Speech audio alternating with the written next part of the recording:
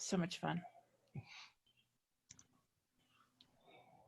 Seeing who's coming through. And these will be filing in. Give it a minute, and then April, you can take over.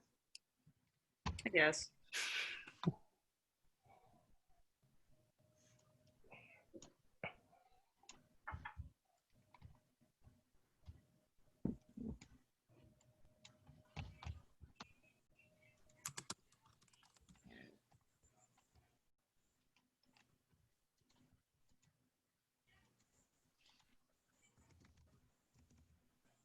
Just watching the participant number. What's the sequences?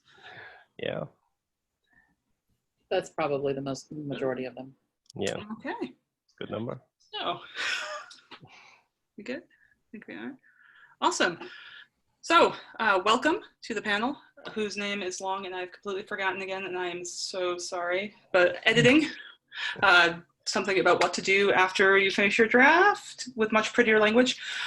So my name is April Broughton, April Steenberg, depending on which end of my life you're hitting on. And I'm gonna moderate today. I am an author, I am a librarian, I'm an editor, I'm a VPA. And I'm gonna pass it to you guys to introduce yourselves. So, in whatever order you would like, because I think we're all different orders on everybody's screens. Can we go by the order on your screen? Sure. So, Karen, would you like to go first? Sure. My name is Karen Osbourne. I am a writer who, my first book just came out. It's called Architects of Memory. It's out from Tor, and you can get it literally anywhere books are sold. And I love saying that because it's really fun. It's really cool to say. Anyway, it's about a salvage crew that comes across a desperately terrible alien weapon. Or is it? So if you are interested in that kind of thing, if you're interested in getting very angry at the American healthcare system, this is also the book for you. And if you like ladies in love and space, this is also the book for you. It is a work of my heart. So good. Yeah. Joe read it. You can also find my stuff at Uncanny and in Fireside and a whole bunch of places. And I am just delighted to be here today. Joe, would you like to go? Hi, I'm Joe Miles. My pronouns are she, they. I'm in the Washington, D.C. area, and I write a range of science fiction and fantasy. You can find my short fiction in places like Strange Horizons, Analog, Nature Futures, and coming out in a couple months in Fireside. Thank you. Ted. Hi, my name's Ted Weber. I live in Annapolis, Maryland, which was originally Piscataway territory. I write novels and short stories in different genres, but mostly speculative fiction. The final book of my near future cyberpunk trilogy, Zero Day Rising, is coming out October 1st on C# Press.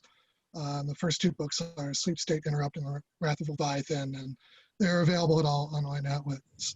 So real briefly, the giant media corporation has taken over the internet, created an addictive virtual reality, and control nearly all information on behalf of a privileged few. But an unemployed bipolar journalist, her VR-addicted otaku sister, and a teenage hacker try to end the corporation's control of the world and bring about a better future. And I also have some other books in various stages of completion. Awesome. Thank you. J.R.H.? Yeah, call me Jay. It's a lot faster. I am a Canadian and French dual national science fiction humor author / lawyer for my sins when I'm not writing. Debut author this year, coming to you from Mi'kmaq, unceded territory in Atlantic Canada. And so these are my two debut books this year, Always Greener, which came out in February, and The Rude Eye of Rebellion, which is a Shakespeare quote, which came out just a week ago. And so those are science fiction, dark humor. To sum it up briefly, it involves absurd future reality show antics, plus Marxist revolutionary theory, and a ton of etymology, humor, footnotes. Awesome. And I apologize if I mispronounced Vylar. Hi, I'm Vylar Kaftan. I've published about 50 short stories in Lightspeed, Clark's World, Asimov's, and so forth. I won a Nebula a couple years back for an alternate history where the Incan Empire survives into the 19th century and bargains with the Americans for the smallpox vaccine. I have my current book out is Her Silhouette Drawn in Water, which is a queer psychic thriller. So if that sounds like your jam, it's you can get it online everywhere where fine books are sold, which is a great phrase. And I'm coming to you from Ohlone territory, which is what we call California, but was never actually ceded to the United States. Thank you, guys. To participants, there are two ways you can send us questions. There is the chat, which we are looking at. There's also the Q&A. I would love to see a ton of questions come through that Q&A or that chat. That way, we don't have to just keep battling at each other. But to start things off, how do you know you're done? What do you do when you finish the draft? As writers, what now? What next?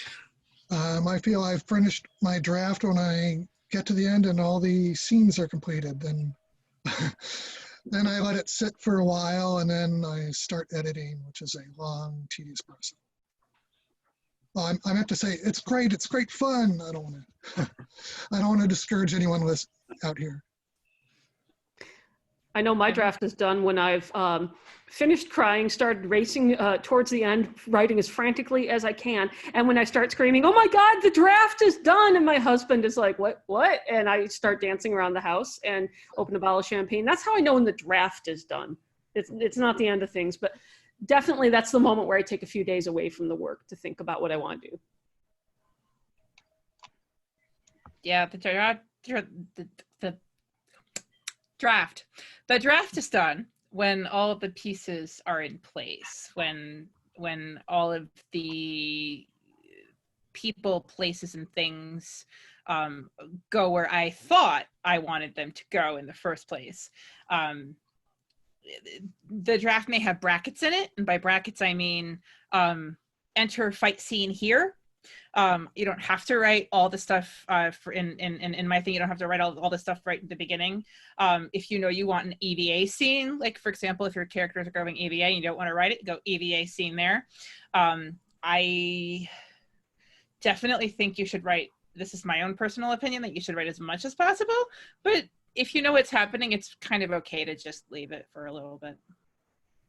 Yeah, my draft is done when I write the end and then I go dance or cry or eat ice cream or whatever I need to do. Like Karen, my drafts are like usually, my first drafts are pretty clean, but there may be brackets, there may be things, there are always things that I know are like immediate fixes that I need to go back and do. But I think of the draft as done when I get to the end of the story before going back to fix things. And there's no hard and fast rule, and everybody's process is individual to them. And at the end of the day, the only thing that matters is that it works. But yeah, I mean, I write chronologically. I tend not to ever leave gaps, at least not intentionally. I might leave in about 10 X's where I put things on the day, but normally I'm supposed to go back and get them before I carry on. So I'll have similes like, somebody X like a Y, or did something like a space thing, and I did not put the space thing in, but I have to do that in edits. But other than that, I always write chronologically. The end is the end of the first draft and the beginning of all the rest of the fun and games. Like Jay says, I write chronologically, so this question doesn't make a lot of sense to a writer like me. The draft is done when I have written all the scenes. If you write out of order, which is absolutely valid, lots of writers do it. If you write out of order, it might be harder to tell, but for some people, it's just like, yeah, there it is. We have one question come to the Q&As. Reads, so the draft is done when the pieces are in place. Does that mean we're all outliners? How's it for folks who are pantsers? No outline, just the story. Guilty. Same thing when I write the end. Yeah. Yeah. I mean, I'm an outliner, sort of, and that's just to make sure that the story doesn't completely go off the rail, and it makes editing a little less onerous when you've already identified the key plot points and you already know your characters. But as I write, the story changes sometimes quite a bit, but at least I have a roadmap to follow so it doesn't meander so much that I need to do a complete rewrite. And in the first draft, a lot of the scenes I write in Scrivener, some of the scenes will be like really super brief, like maybe 1 page when it needs to be at least a couple of pages. But that's something I go back on, like that usually happens when it's not, when it's either a boring scene, just a sign maybe that it needs to be cut, actually. So I've evolved, I would say, from a pantser into sort of like a halfway outliner. I discovered very early that if I did not have any sort of outline, I would write George R.R. Martin-sized, sprawling, rambling novels that George R.R. Martin can sell, but I can't. So I always try to... Finished anyway. Yeah, that too. So I try to have what's called the tentpole approach to outlining. So I know what some of the big points in my story are going to be, and then maybe I figure out some like smaller key plot points as I go, but I usually have some sort of ending in mind when I start writing, and it may not be, you know, the Mario saves the princess from the castle and they hug and the villains are defeated, but it's probably something like, I know that this character needs to end up in a better place, or I know that there needs to be some sort of victory against the forces of evil, whether or not it's a complete victory. I know sort of what the feeling is of the ending, and when I get to that ending is when the novel is done. I am a walking cautionary tale, as Joe knows, because Joe is in my writing group. And watched me go through this. I am a walking cautionary tale. I am a pantser. Both of my novels from Tor got 50 to 70,000 words ripped out of them because I got to the end of my first draft. And the first time I realized that I didn't honestly know who the villain was. I had written an entire draft and I was like, well, that's a very interesting book. There's no antagonist. Like, I thought someone was the antagonist, and I got to the end and I realized, nope, that person is not the antagonist. And it hurt because I had to rip out 50 to 70,000 words and start over. So what I'm doing now for the new book to avoid this is like, trying not to pants. Like, I am going in and I am writing out every single let's see, I gotta hold on. Chat. I did figure it out. Hi, Beth. Beth also saw me go through this. But it's but I did figure it out. So that is a process that you can do. And it actually comes up with really, really, really good stuff. It has always worked for me to just write the first draft, look at the draft and go, well, that didn't work, or I don't know if that obviously was a thing, or that character needs to be completely rewritten. I don't want to do it again, but I'm also saying if that's how you do it, then you can get good stuff from that. That's not necessarily a bad thing. Can I add that I think there's an assumption that may be unspoken here in this panel. I just want to bring it up so we can all be on the same page. If you've come here looking for the way to edit, there isn't one. We can all tell you that. I think all the panelists would say there's lots of ways to do it, and there's lots of ways that work, and you will find that some work better for you than others. And my best suggestion, if you're new to this, is you have to try lots of things. You have to be open to the results you see, and you have to be willing to accept that maybe the thing that works for you is actually a lot of work and it sucks, and that's really unfortunate, but that is what works for you. And that is really difficult to pull off. And that if you aren't sure about how to do it, try some different things. The key is you're looking for what's effective and what's sustainable. Like, okay, it might be really effective if you take each word and throw it through a word gender analysis machine to see if the character speaking would speak this way. I'm sure that might do some good things, but it would take you forever, So there's kind of a balancing point. You have to find out what works that you can keep doing at a reasonable pace. And be prepared to do the work, and be tough on yourself. That was a really good point, Vylar, and it made me think also that, especially if you're sort of a beginning writer, but I think probably wherever you are in your writing journey, like right now is a ridiculous time to be doing any sort of creative work. And what's worked for me in the past is not what I'm doing on the novel that I'm writing right now. It's way messier. I'm doing a lot more world building and brainstorming and like background reading. I'm leaving things empty that I would normally have filled in as I go. Be willing to be easy on yourself and adapt your process right now if what you think works for you isn't at the moment. We have a related question in the Q&A. Attendee has 2 first drafts ready to revise. They're unsure how to begin. You guys done a hard read through, print out pages and edit physically, wait a couple months. What would be your first step if you were starting out on revising, or one you could suggest? 100% start by waiting. You have to wait a little bit. You cannot start editing the second you finish the draft. It just doesn't work. Plus, it teaches you to not want to finish your drafts because you don't get to enjoy some time or anything. The amount of time, I have lots of thoughts on that, and I don't know. I think that's one of those you have to try it to find out kind of questions. And one of the reasons for waiting is because when you look at what you've written, you're filling in things that you know happen in the story, but you haven't actually written down.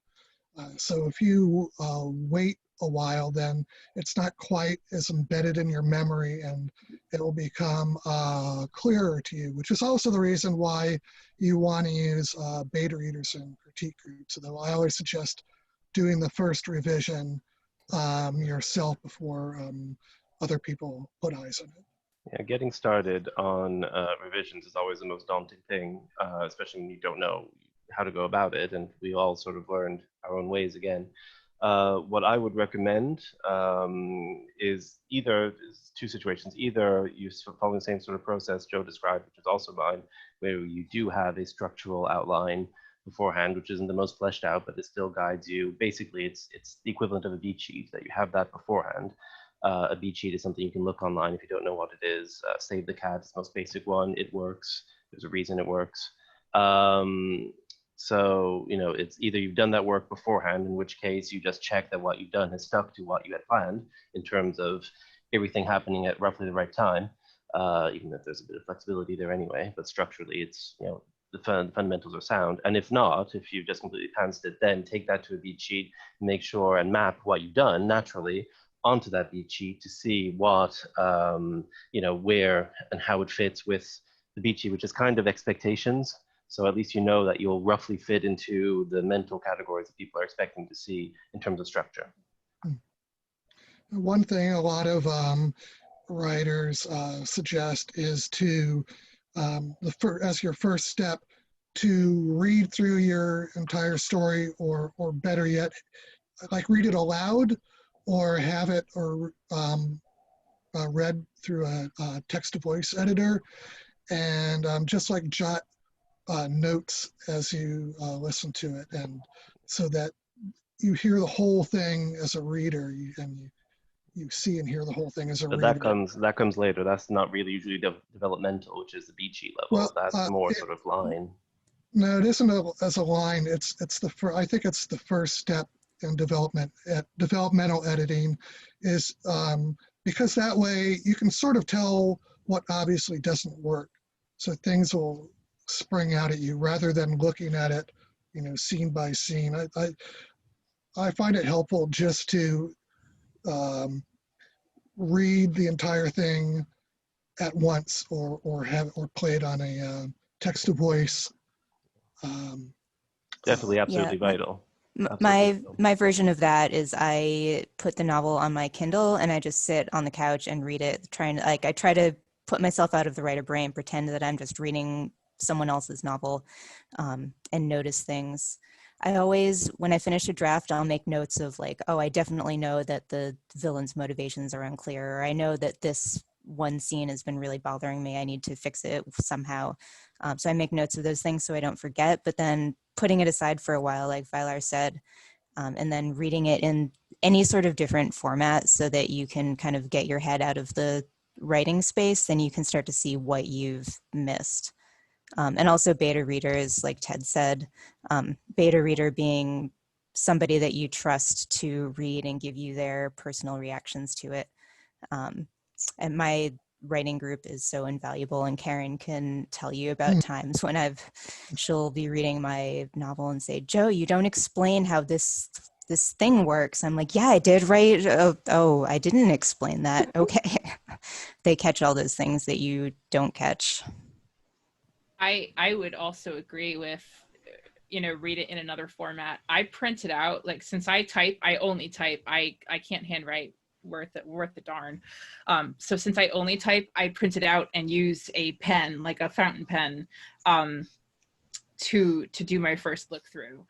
That's a thing we used to do at newspapers back when I was working for newspapers. I don't know what they do now, but back in the early aughts, we would do everything online and on our computers except for the proofreading, and the pages would come through on paper in front of you, because it shocked your brain out of just staring at the screen all day. It's the same reason why we can't do Zoom all day without feeling like we're absolutely bonkers. It's that same sort of thought. So if you write on your computer, print it out. If you wrote it in a beautiful journal with a pen, throw it up on your laptop. And we're all really jealous of you for being able to do that. But. Yeah, absolutely. Yeah. There's the Comic Sans trick as well. You can get the same effect just by changing your font, honestly. Yeah. Comic Sans. Yeah. Yeah, put it in Comic Sans, or something, and just read it that way. That works. It works, and I'm so mad it works. I'm so mad it works. It shouldn't, but it does. It shouldn't, but it does. Brains are funny. You aren't trying to train your brain to do something it doesn't do. You're trying to go with its natural methods, which is similarly when we talk about things like outlining and pantsing. Some people just mentally, they like to outline and plan it and then write it and edit it. And other people just want to invent as they go, and that's all fine. You can't change your brain's general direction. In fact, you should value it and honor it. Exactly. But you just have to find out what works for you in the way it works. Yep. I like to do a hybrid of both plotting and pantsing. Yep. Mm-hmm. Me too. I'm closer to an outliner, but I tend to do things like put a big outline on the main points and explore tiny details. But to take it back to editing, the thing I really want to say about editing, and this I teach a lot of writing, so I have seen not just my own process, I've seen other writers, and I've thought about this a lot. You're going to put the work in somewhere. It is up to you.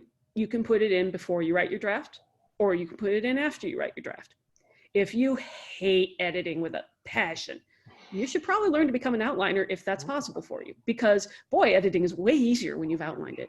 I mean, my edits are, I won't say, I have to edit, yes, obviously, but boy, editing was easier with a story you outlined. Like I see my friends who pants the whole thing and they're like, oh my God, I need to add this whole character in. And I'm like, wow, that sucks.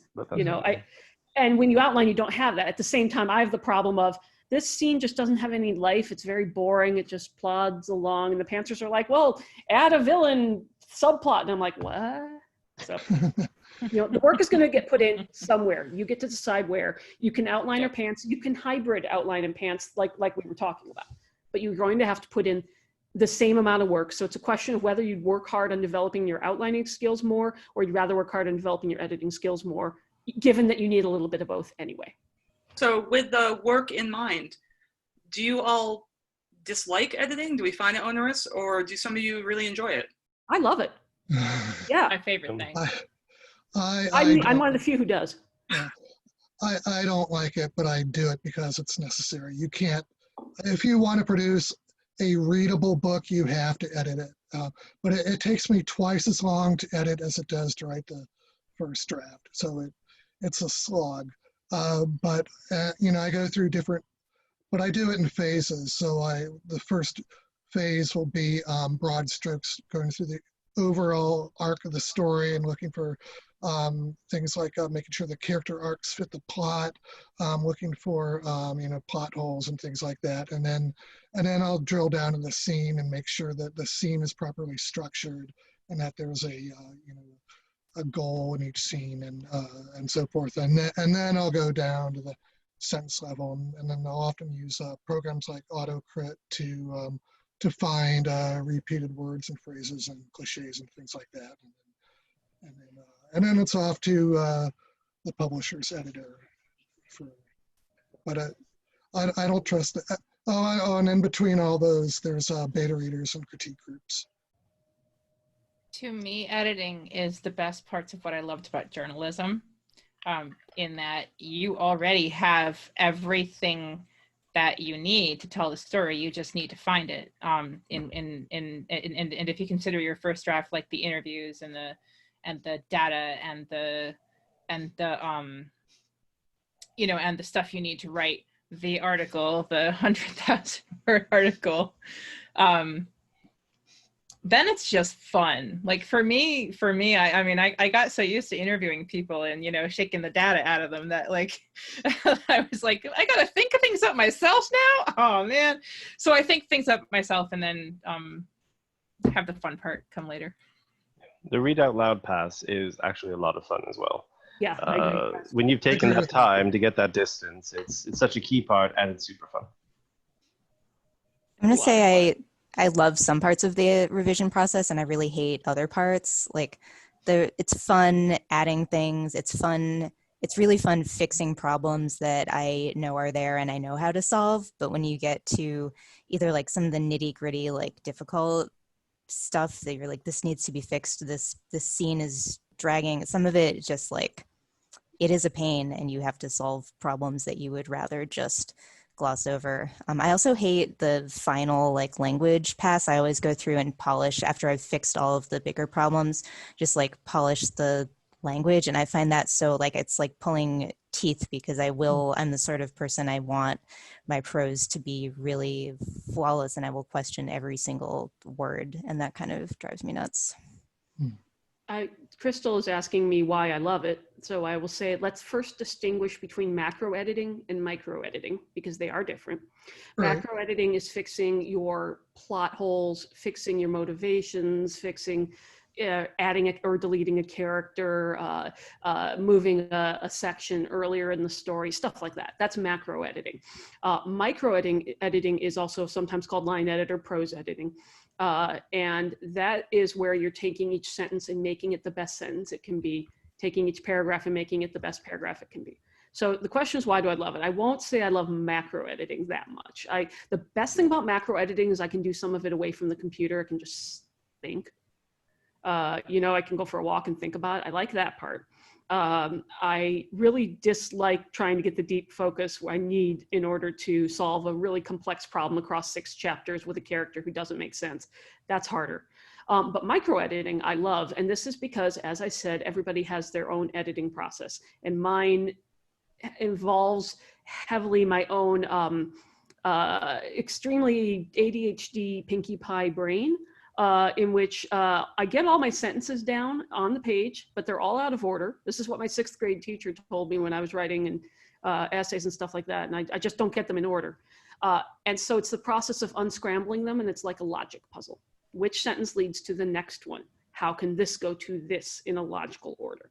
And so that's more of that hits my puzzle hunting kind of buttons. And that's a very different process. It's like a game more than the other stuff. So that's why I like the micro editing.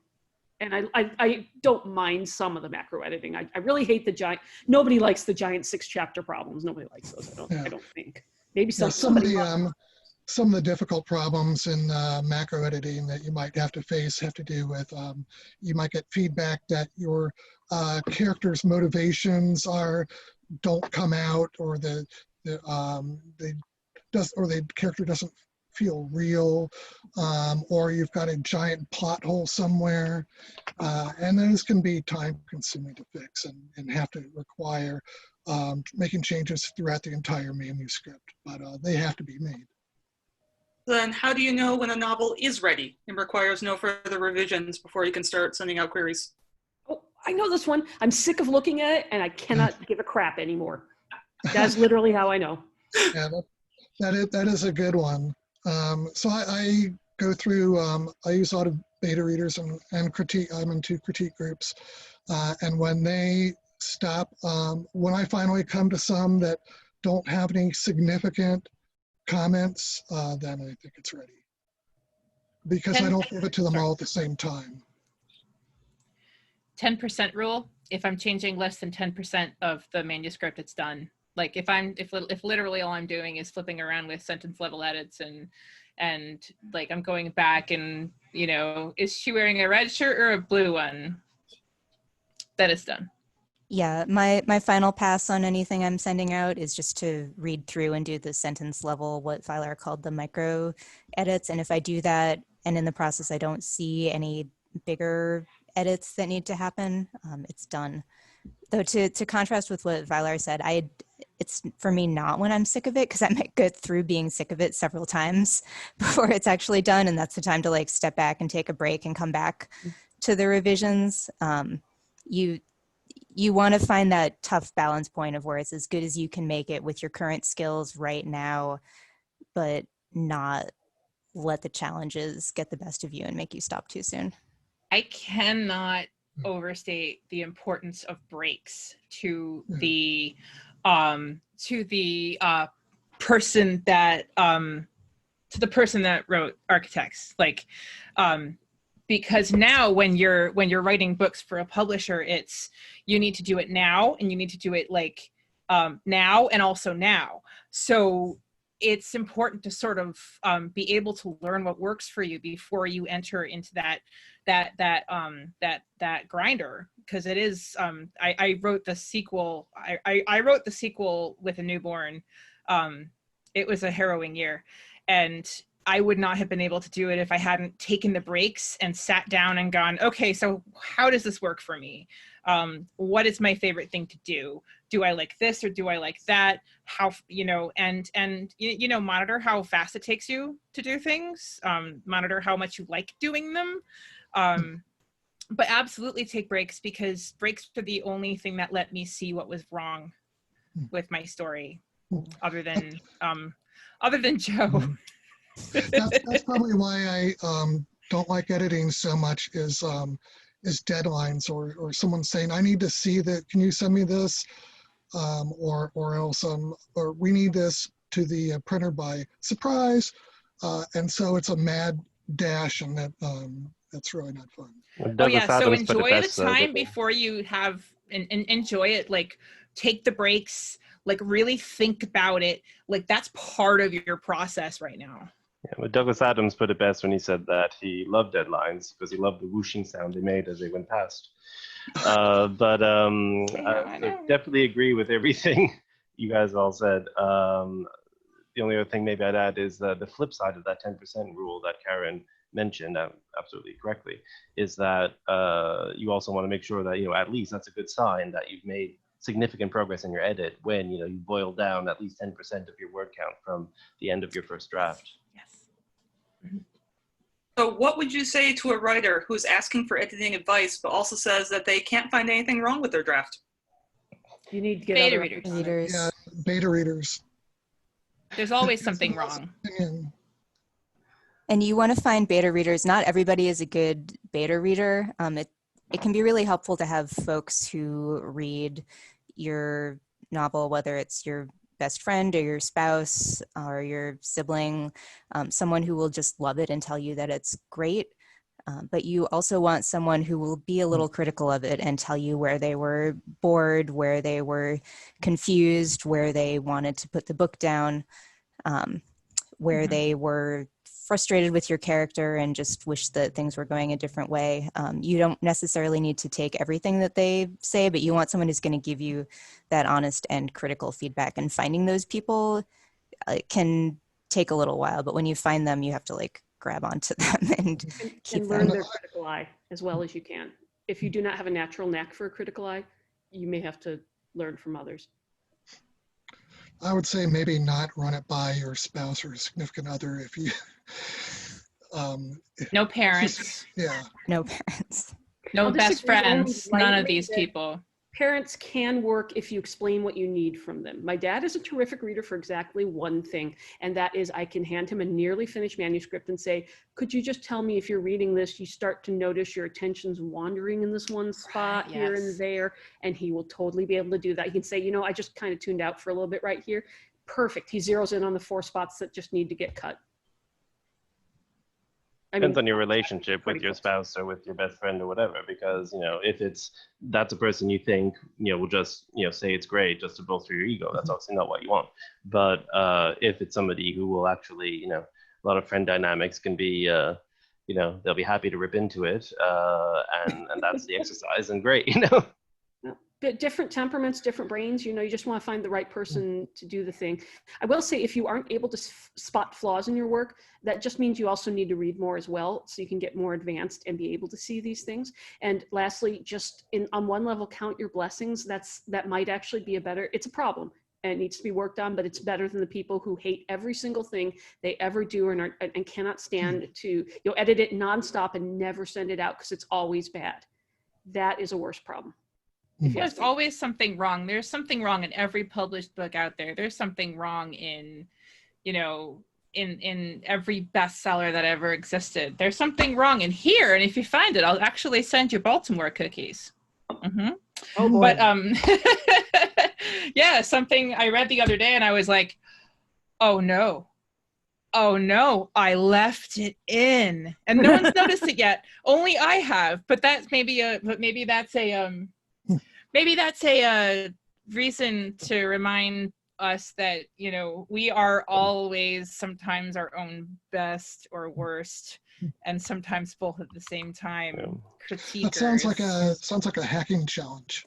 Yeah, we see all of our own flaws. So, like, I think it's yourself. like it's like a trick of, like, you need to simultaneously believe that you're writing the best thing that's ever been written, and also that it's a piece of crap that you need to revise the heck out of to make it better. And you need to use each of those feelings to the extent that it helps you keep moving forward.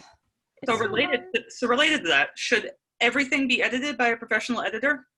No. How does that work for a new author with limited funds? Are the suggestions for alternatives to hiring content editors? Don't do your research. I've never hired an editor, specifically separately from any book, signings or contracts I've done. Do you need to? I mean, I would. This is so hard to answer because it's just not one sane answer. I suppose there are books that editor could make the difference, but there's always the question of, is that money better spent towards going to one of the Clarion West or Viable Paradise workshops or something like that. Mm-hmm. If you have the money to spare, sure, go for it. I don't know send me your money that you have to spare. You can hire me. I am for hire. Go to my website. I will in fact line edit your story for you and teach you how to line edit if you want that. I'm actually serious. Go look at my page. But anyway. Line editing is much more expensive than developmental editing. I would say that if you are not getting good responses, if you're not getting any positive responses from agents or publishers, after you've gone through all the self-editing and beta readers, then you might consider hiring a developmental editor, but make sure that you do your research and get one that'll actually help. So like referral from somebody else, because if you pick an editor at random, they may be completely useless. But it may be helpful. And so I would say send them a sample chapter that is particularly problematic. And then if they can figure that out, then maybe it's worth hiring them to do the rest of the book. But I wouldn't throw it out of hand, right out of hand. I am big on practice. Like I have never worked with an editor that I've paid. My only editors have been the ones I worked for, and my editor obviously at Tor. But I think, but I'm big on, like, if you want to be a writer, you have to like make your body and your mind work in a way that works for you. And the only way to do that is practice. You ride a bike, you practice. You want to throw an axe at an axe throwing festival, which I can't do, but I could if I practiced. Same thing with writing, and you can get that through workshops. You can get that through cons. You can get that through fanfic. Like, I mean, fanfic, that's almost why I'm here. Like, you can get that through role-playing games. Just practice, practice, practice, practice. Don't ever set your sight on one particular book that you do. The book you're working on is, it might be the one, but it might not be the one. It might just be the one that gets you closer to the one. So just mind your sunk cost fallacy. Yeah, I like to write a lot of different things, especially an experiment on short stories. And I'll say, I'm not going to try to publish this. I'm just going to write something to try something out and see how it works, and not worry about whether it's sellable. And that's a good way, I think, to expand your boundaries. The editor question. Oh, We sorry. are entering our last couple minutes here. My deep apologies, and I have a couple of questions off. The one I really want to close out with is, how do you find a writing group online? People have tried Facebook, Nano. What other suggestions do we have where we can make these connections? Pitch Wars. Baltimore Science Fiction Society. Pitch Wars is a great one. It really brought me a lot. Not even though I did it twice, 2 different manuscripts, I was never selected as a mentee, but that's not what it's about. It's one of the great opportunity to get that first step into the industry and learning the codes and learning about what it's like, and then connecting with potential critique partners or writers group or whatever. But even if you don't, so many established authors who are willing to give back, and it's just a great opportunity among many. I'm going to write that down. If It's you have the competition on Twitter annually. Sorry.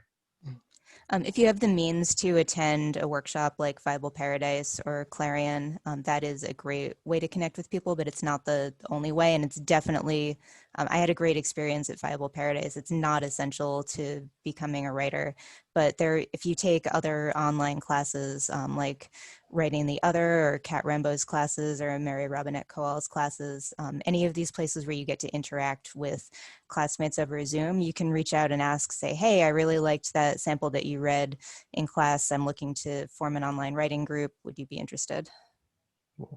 The CIFWA has the ongoing Nebula Sunday evening sessions that we do for 2 hours that Karen hosted a couple of weeks ago, and it's absolutely awesome.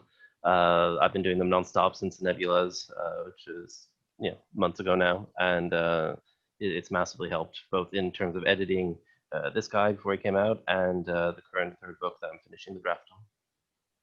If you have links for any of these suggestions, you have a second, pop them in the chat. I want to remind everyone as well, we do have the Discord channel, which will be up and running if we want to carry the conversation along further. I said a couple questions come through asking for specific links, so thank you. Yeah, I posted some links to some editing worksheets. Awesome. I met, I was typing it in the webinar chat, but I've met like tons of people at cons, tons of just fabulous writer people at cons. At my local, I'm currently living in Baltimore, so I went to Balticon, literally walked up to a table of people that looked, like they might be writers, and I was like, hey, are you guys writers? And they're like, yeah, we're writers. And it's not the same on virtual, but it is the same because you can meet people on the Discord. I find cons are full of like-minded people that are in very similar places on your journey, and that's really important. That was the most important thing to me, is that the group was sort of in the same sort of place on the journey as well. Awesome. In our last minute, anyone have anything else they want to throw out there for everybody? I don't know if you can see this or not. Yes, good book. It's Donald Maas is writing the Breakout Novel Workbook. That's a very helpful tool for not just for editing, but for writing your first draft. See if I can get. I am trying to get all of this stuff down, and we'll post it in the Discord after. Keep, there's any other, sorry, go ahead. I was just going to say, if there's any other questions, I'm actually doing a Reddit/books Q&A tomorrow, so hop on. Awesome. My favorite tool is an update or like a self-update list. You're reading through, you see something wrong, take a minute, write it down, but just keep on going. And then you can always go back and fix everything in the list later. I also want to say, don't let the fear or the challenge of revision stop you from submitting. Make it the best you can and send it out and write the next thing, because you're always going to keep getting better, and there's only so much better you can get by revising the same thing over and over. The biggest mistake I see new writers making in all of my teaching has been over editing the same piece, which is to say, at what point is that? Obviously Tolkien did, I don't even know, 12 years to write, like, his books, but chances are good you will get more effect from writing something new than revising. So in my opinion, if you do 3 really serious deep revisions on a piece, that is probably enough until you know more about what you're doing and how you work. That is a total guess. At least one of you will later find me 10 years from now and be like, I need 12. And one of you is going to be like, 3 is stupid. I didn't have anything left to do. Okay, fine. That is a very loose guess to sort of base it on. And I hope some of you do find me 10 years from now, because I'm just waiting for people to find me from all the things I've said over the years. Tell me if they worked. Okay, there's been a Google Doc set up with a lot of the links and tools and information that's been thrown out. That will also end up in the Discord. Copied the link to the Discord again. Please, everyone, if you want to continue the conversation, join us over there. We will keep this rolling for a bit. But thank you to all the panelists. You guys were spectacular. It was a pleasure. You were all new people for me to meet, and I've thoroughly enjoyed it. We had a nice, lively conversation with the participants. It was a pleasure. Well, thank you for the great moderation. Thank you, April. Thank you all. That wraps up RobertCon. I hope you had a good time. RobertCon. Yeah. Thanks, everyone. I'm going to go to sleep now. Well, thank you, Crystal. Yes, thank you. Yeah. Above and Have a good beyond. one. Well.